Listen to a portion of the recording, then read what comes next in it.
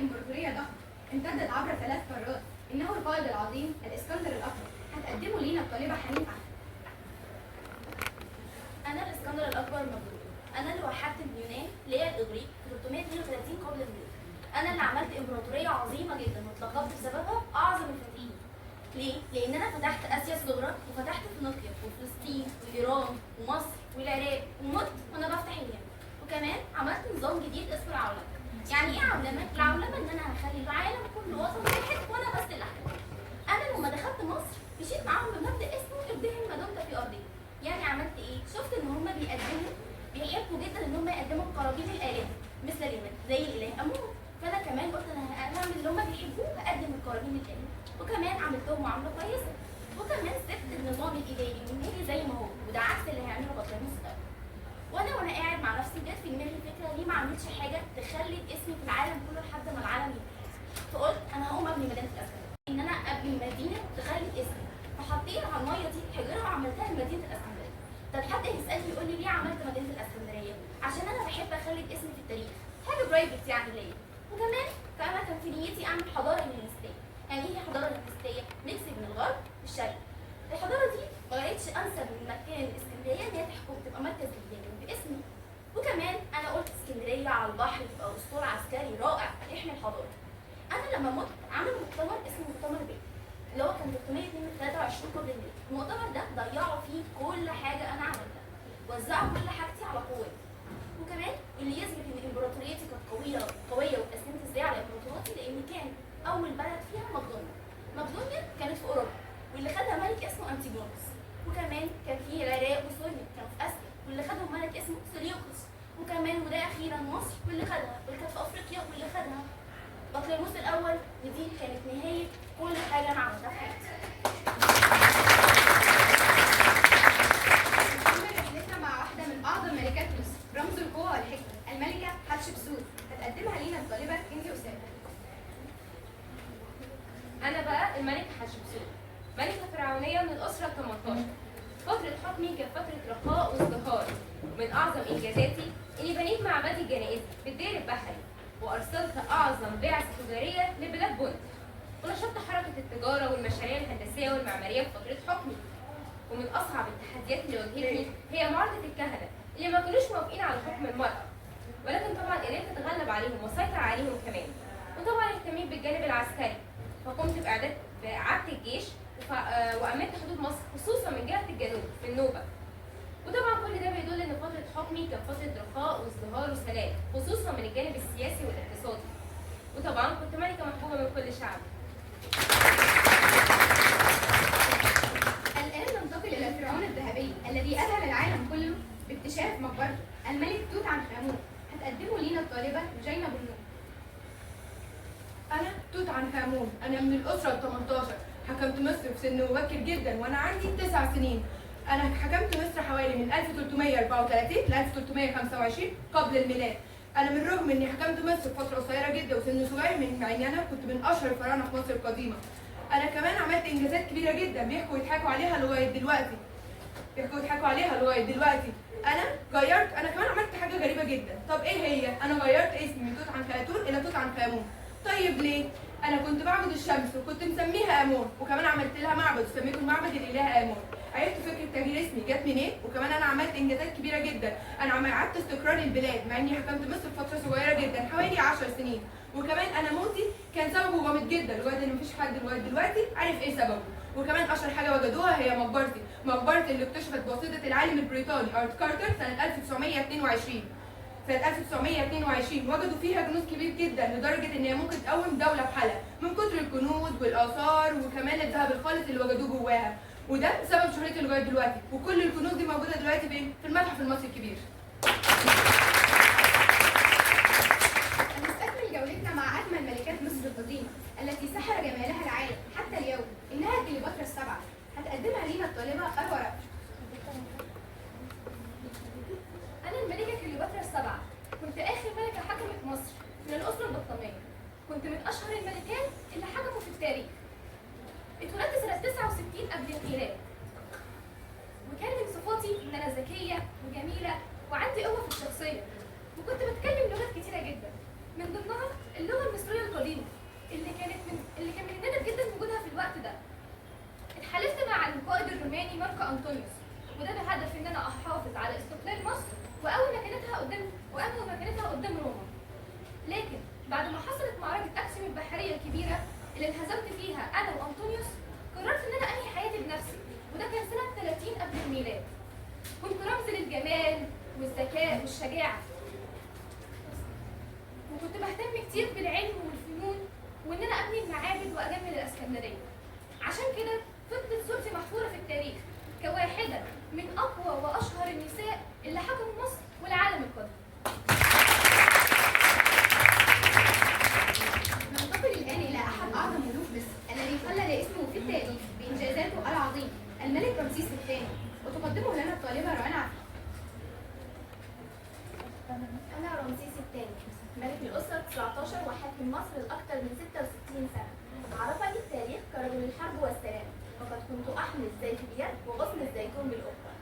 بنيت معبد أبو سمبل الذي تتعامد فيه الشمس على وجهه مرتين كل عام، واليوم أقف شامخا أمامكم لا من بين جدران المعابد بل في واجهة المتحف المصري الكبير. التمثال اللي بيستقبلكم عند بوابة المتحف هو صورتي اللي شاهدة على مجدي. اتحطيت في مكاني هنا قبل ما تديني حيطان المتحف، ده لأن تمثالي حجمه كبير ووزنه أتقل، فكان لازم يتشيد المتحف من حواليا زي ما بتتشيد الممالك حوالين الملوك. ورغم مرور القرون لازلت أقف شاهدا على حضارة لم تعرف يوما طريق النسيان. فليكن هذا المتحف رسالة لكل العالم على أن مصر لا تملك التاريخ فحسب بل تصنعه كلها.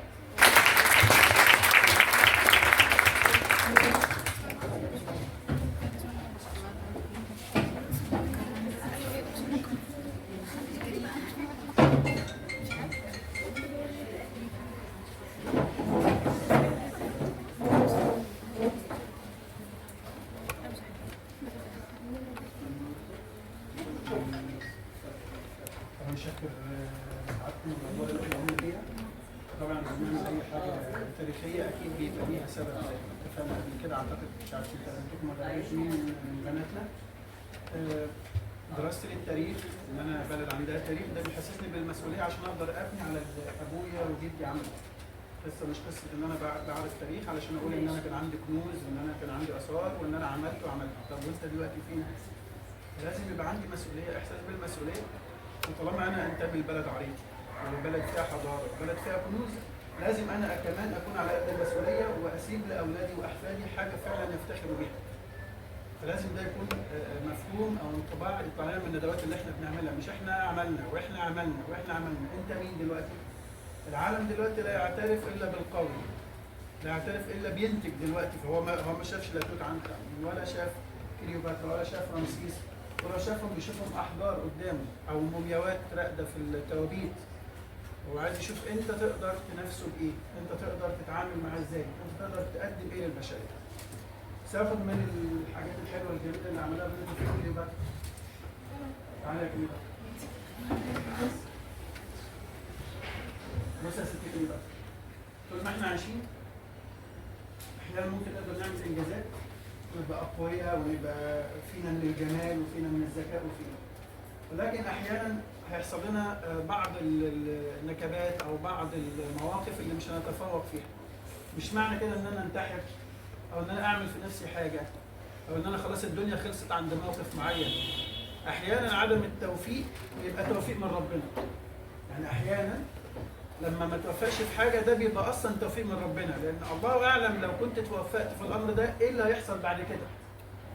فمش عايز لما يحصل لي انا لازم استفيد من التاريخ. مش عايز ابقى بنوته بقى صغيره كده ولما يحصل لي موقف اروح اقفل على نفسي في البيت واقعد اعيط 45 ساعه وانكد على نفسي واقطع في شراييني والكلام ده كله. وبيحصل من البنات اللي بتدي الموقف اكتر من اللازم وتدمر نفسيتها وتدمر نفسها خالص اطلاقا. الحياه طول ما احنا عايشين فيها نلاقي حاجات حلوه تبسطنا تفرحنا نتعامل معاها ونفرح، وحاجات ممكن ما تفرحناش او ما تبسطناش ناخدها بوضعها الطبيعي ونتعامل معاها. انما لا اتفاعل بزياده عن اللزوم في الفرح ولا بزياده عن اللزوم في الحزن، عشان ما اوصلش ان انا نفسيتي توقف لغايه ان انا ممكن اقضي على نفسي. يعني ده اولا من الناحيه الشرعيه حرام، ربنا سبحانه وتعالى لا يقبله. من الناحيه الانسانيه انت انسان لغيت عقلك ودماغك، ان عمر الدنيا ما هتخلينا على طول في فرح. تمام؟ فنتعلم من الانسه كليوباترا ان احنا الدنيا فيها ايام سرور وسعاده نفرح بيها على خير، وايام قد يكون فيها حزن نتعامل معها برضه ونقبلها ونرجع لربنا، لان اكيد ربنا لما بيدينا موقف مش افضل حاجه عشان انا ارجع لربنا. ممكن اكون انا ماشي في سكه بعيد عن ربنا وربنا حب يرجعني، فبيديني موقف شديد شويه علشان ارجع له. خلاص شكرا لمس كليوباترا.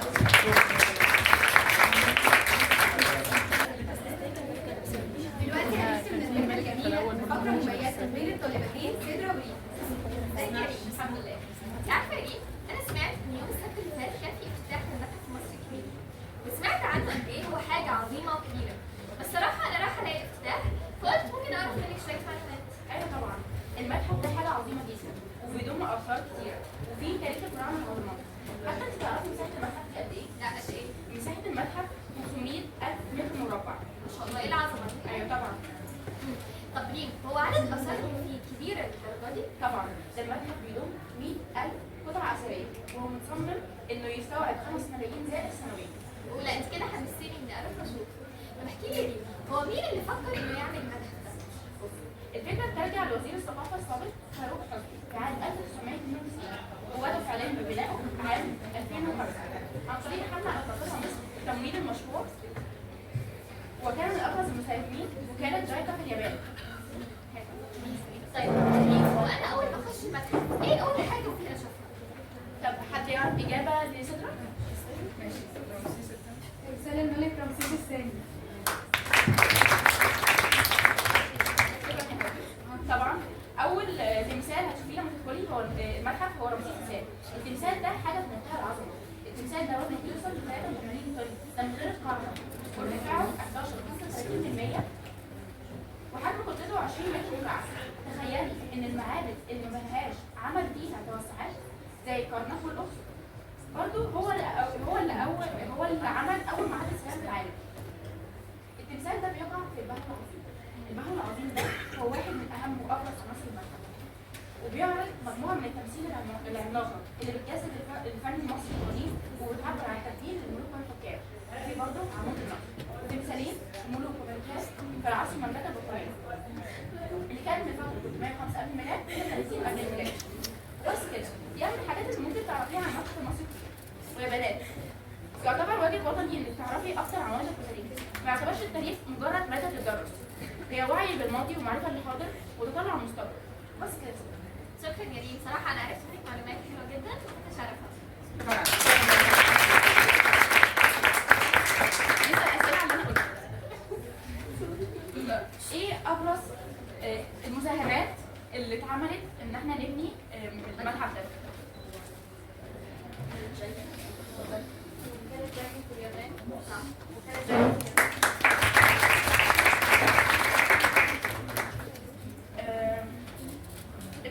الملك رمسيس الثاني المعابد اللي ما بناهاش عمل فيها ايه؟ زي مين؟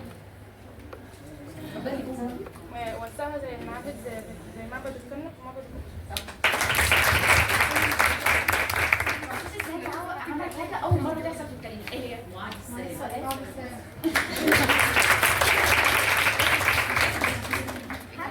فاكر الارقام اللي كان رمسيس الثاني مميز بيها؟ ارقام طوله ووزنه اي حاجه؟ اي حاجه. وزن 83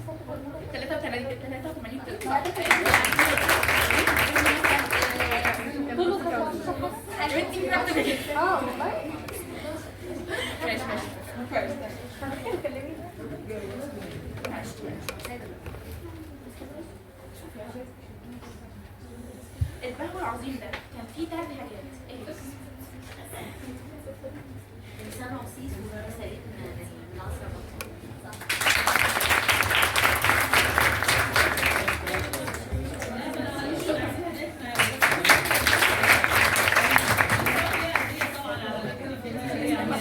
بس ما اسمعيش يسال سؤال، يعني هقول حاجه بس. اللي كانت عامله توت عنخ امون هو اللي اكتشف المقبره بتاعت المصريات خلاص. بس مين البدايه كانت عند مين قبل ما كارتر يروح يفتح المقبره؟ مين اللي قال له ان هنا في مقبره؟ مين عارفه اسم يوسف؟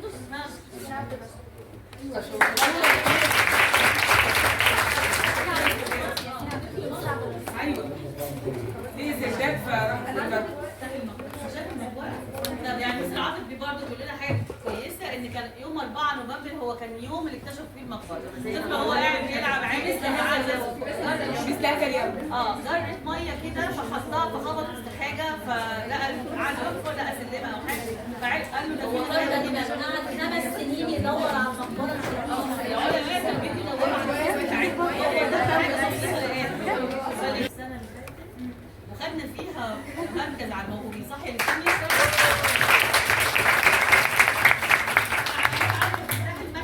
المركز الاول على فكره.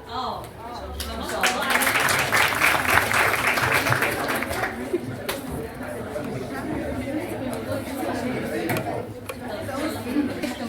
يمكن الرحله خلصت بس الحكايه لسه مكمله جوه كل واحد فينا، لان كل مره بندخل متحف بنكتشف مش بس تاريخ بلدنا، بنكتشف اننا جزء من هذا التاريخ. خلينا نفضل نزور ونسال ونفضل عشان التاريخ ما يبقاش مجرد ذكر لكن يفضل دايما حياه بنتعلم منها. شكرا لحضوركم، يا رب نفضل دايما بنحكي التاريخ.